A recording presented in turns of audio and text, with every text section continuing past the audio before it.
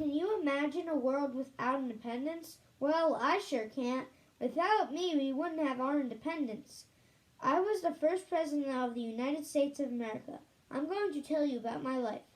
I was born on February 22nd, 1732. I grew up in Virginia. My father died when I was just 11 years old. I had an older brother named Lawrence. Lawrence helped raise me and teach me how to be a good man. He made sure that I was educated in basic subjects.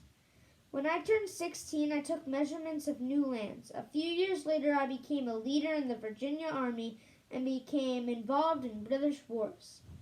I was one of Virginia's delegates for the Continental Congress.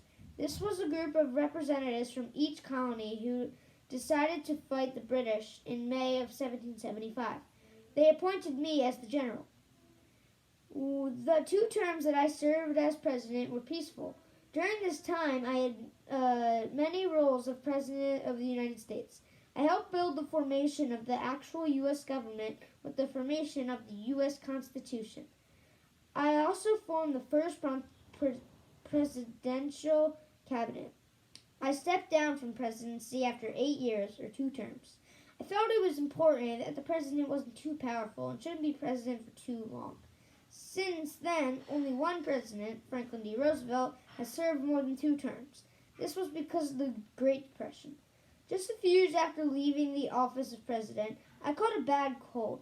I was soon very sick and with a throat infection and died on December 14, 1799. I am remembered for being the first president and leading our country to independence. This is the trifold.